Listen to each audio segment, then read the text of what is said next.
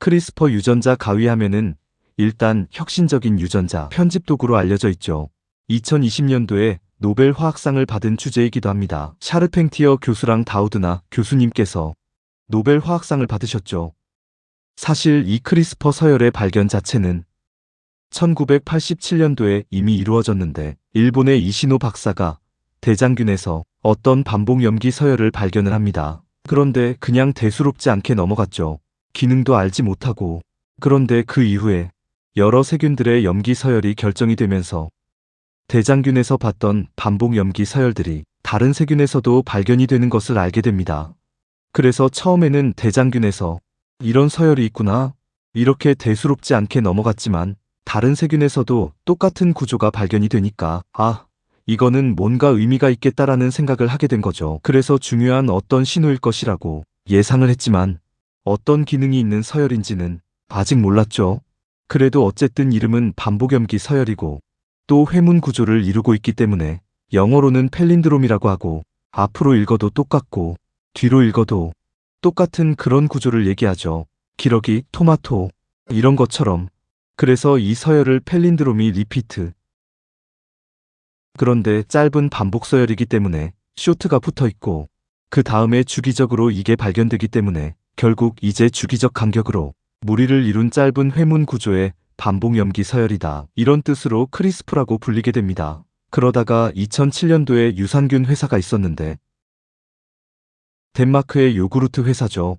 요구르트를 만들기 위해서 유산균을 키워야 되는데 유산균이 만약에 박테리오파지에 감염이 되어버리면, 즉 바이러스에 감염이 되어버리면 이제 완전히 손해가 엄청날 거 아니에요. 그래서 이제 감염이 안 되는 유산균을 찾다가 보니까 바이러스에 감염이 안 되는 유산균들은 이 크리스퍼 서열 사이에 바이러스의 서열이 끼워져 있는 것을 알게 됩니다. 감염이 잘 되는 유산균과 안 되는 유산균을 비교했더니 바이러스의 저항성을 가지는, 즉 감염이 안 되는 유산균들은 크리스퍼 유전자 사이에 아예 바이러스 서열이 있다는, 그 끼워져 있는 것을 발견하게 되죠. 그래서 이게 뭔가 바이러스에 대한 저항성, 즉 세균의 어떤 면역 기능하고 관련이 있겠구나 라는 사실을 알게 됩니다.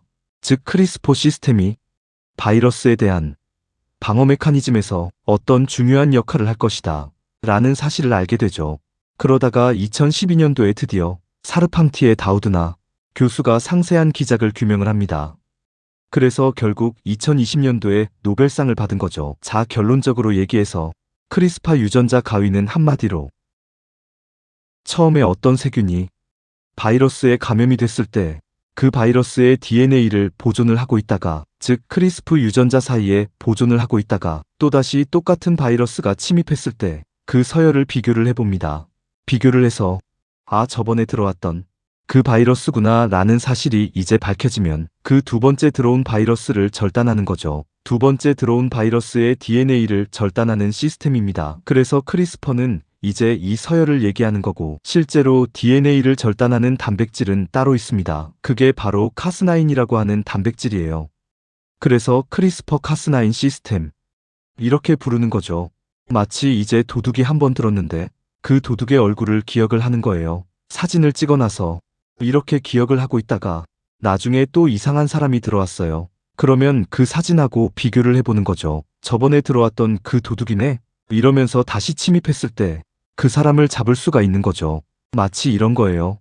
첫 번째 바이러스가 세균에게 들어왔을 때 처음에 박테리오파지가 세균을 감염시킵니다. 그러면 이 DNA를 크리스퍼 서열 사이에 끼워 넣어요. 크리스퍼가 짧은 반복 서열이기 때문에 반복 서열이 있고, 이 사이에다가 외부에서 들어온 바이러스의 서열을 이렇게 삽입시킵니다. 이렇게 삽입된 서열을 이제 스페이서라고 한대요. 스페이서. 자, 그래서 첫 번째 바이러스가 침입했을 때 크리스퍼 서열 사이에 끼워 넣죠. 이렇게 삽입시켜요. 그 다음에 이 서열로부터 RNA를 만듭니다. 이 RNA를 크리스퍼 RNA. 물론 처음부터 조각조각 전사되는 것이 아니고 전체가 전사되었다가 이렇게 잘린대요. 잘리면 이제 CrRNA가 되고, 이 CrRNA가 결국 카스나인하고 복합체를 이루는 거예요. 카스나인은 단백질입니다.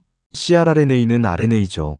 이 RNA하고 단백질이 복합체를 이룬 다음에 이 CrRNA 서열하고 상보적인 DNA가 있으면 이 CrRNA가 그 DNA에 결합할 거 아니에요. 그러면 카스9이 그 DNA를 잘라버립니다. 자, 다시 한번 더 말씀드리면 처음에 바이러스가 감염이 됩니다. 그럼 이 바이러스 서열을 크리스포 서열 사이에 끼워 넣죠. 여기서 RNA를 전사시킵니다. 이 crRNA하고 그 다음에 이제 트레이스 RNA라고 하는 게 또 있는데 이 트레이스 RNA하고 crRNA가 서로 결합하죠. 이 상태에서 카스9하고 또 결합해서 총 3개가 이제 이렇게 복합체를 이루는 거예요. 그러면 crRNA하고 상보적인 DNA가 잘리게 됩니다. 이것이 크리스퍼9 시스템의 기작이고, 예를 들면 이것이 만약에 바이러스 DNA의 일부라고 치면 이 서열 중에 한 가닥을 주형 가닥으로 해서 RNA가 만들어지겠죠. 이게 이제 crRNA이고 그 다음에 두 번째 바이러스가 또 침입합니다. 똑같은 서열을 가진 바이러스가 침입하면 이 crRNA하고 상보적인 서열을 가지겠죠.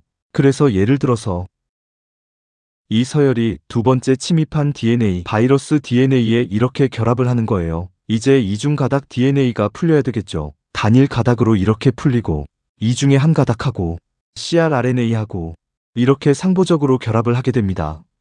그러면 바이러스의 DNA가 절단된다는 의미죠. 또 하나는 뭐냐면은 아까 카스9 복합체에서 트레이스 RNA하고 crRNA 두 개의 RNA가 필요하죠. 그래서 이거를 그냥 쭉 이렇게 이어붙이면 한 분자가 될 수가 있잖아요. 쭉 이렇게 이어지게 하면 한 분자의 RNA로도 충분하단 말이에요. 그래서 이걸 아예 그냥 이어붙여서 이거를 가이드 RNA라고 부릅니다. 결국 가이드 RNA가 결합하는 DNA의 서열은 카스9에 의해서 절단이 되는 거죠. 가이드 RNA가 결합하는 DNA 서열은 카스9에 의해서 절단이 됩니다. 자, 이게 이제 기작인데 이런 기작이 밝혀지고 나니까 이제 뭘 하고 싶다.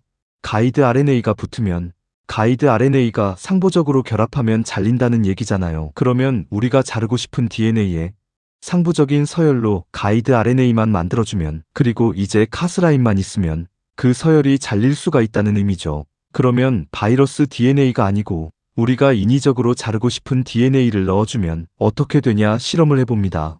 그랬더니 인위적으로 주입한 DNA도 절단이 되는 것을 확인을 했죠. 그러면 이제 다 해결된 거죠. 우리가 원하는 인위적으로 자르고 싶은 DNA 조각을 자를 수가 있게 된 거예요. 자, 그런데 사실 DNA를 자르는 효소는 카스9만 있는 것은 아니죠.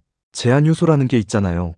제한 요소도 세균이 바이러스 DNA를 자르기 위해서 가지고 있는 거예요. 크리스퍼카스 시스템도 세균이 바이러스 DNA를 잘라내기 위해서 가지고 있는 거죠. 그럼 제한 요소하고 차이는 뭐냐? 제한 요소는 4개에서 8개의 염기쌍을 인식을 합니다. 예를 들어서 GATTCC 이런 서열이라든지 이건 6개죠. 그렇죠?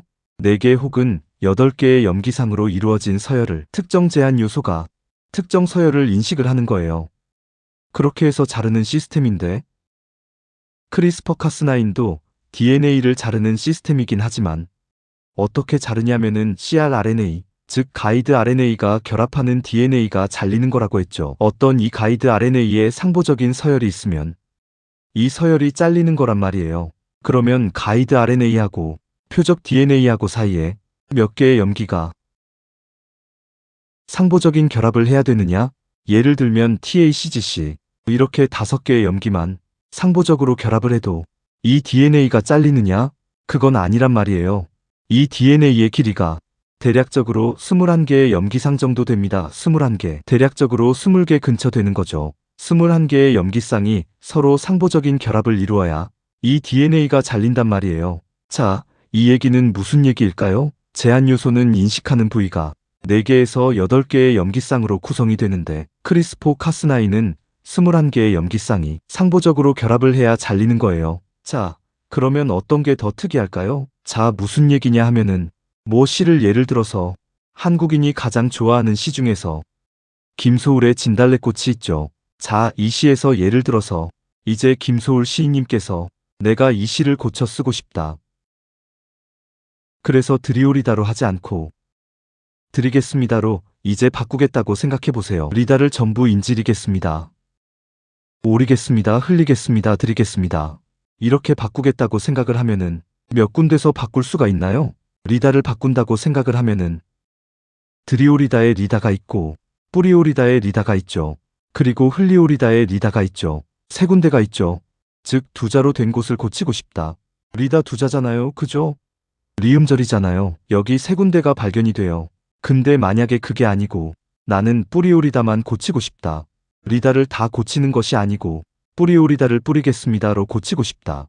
그러면 몇 군데를 고칠 수가 있나요? 뿌리오리다는 한 군데밖에 없죠. 그죠? 총 5음절이잖아요. 이음절로 된 이 단어보다 5음절로 된 단어를 찾을 확률이 더 작죠. 그죠? 위에는 세 군데인데 밑에는 한 군데밖에 없어요. 마치 이런 차이입니다. 이런 차이 제한 요소는 4개에서 8개의 연기 수항을 인식하기 때문에 예를 들어서 뭐 5개를 인식한다 치면 뭐 이게 이제 유전자 서열인데 예를 들어서 ATGTA를 자르는 제한 요소가 있다고 쳐요. 그러면 ATGA가 발견될 횟수가 있겠죠. 그죠? 이 중에서 뭐 ATGA가 어딘가 있겠죠. 그죠? 근데 그게 아니고 뭐 크리스포 카스9은 21개의 염기성이 일치해야 돼요. 이게 만약에 뭐 20개는 21개는 아니겠지만 이게 21개라고 치면 이런 똑같은 서열은 이 중에서 예를 들어서 한 군데에 발견될까 말까겠죠. 그죠? 아마 없을 것 같은데. 아무튼 이제 충분히 좀 더 길면 이 서열이 좀 더 길면 이런 서열이 발견될 거예요. 어쨌거나 5개의 염기쌍으로 구성된 이 서열보다 21개의 염기쌍으로 구성된 밑에 서열이 발견될 확률이 훨씬 작단 말이에요. 그 얘기는 뭐다? 특이적이라는 얘기죠. 특이적이라는 얘기입니다. 자, 그래서 21개의 염기쌍이 이 특정한 염기 서열이 발견될 확률은 결론적으로 이제 4의 21승이 되는 거예요. 한 군데가 이제 염기가 4가지이기 때문에 ATGC 4개의 염기로 구성되기 때문에 딱 염기 1개를 골랐는데 그 염기가 A1의 확률은 4분의 1인 거죠. 그죠?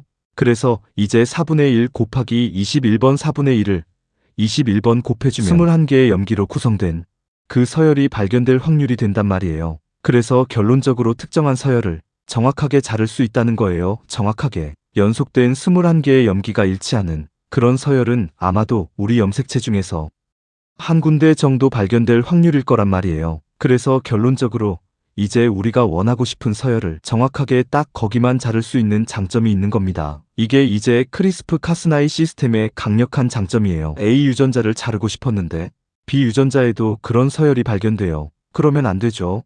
O도 잘리지만 B도 잘릴 거 아니에요.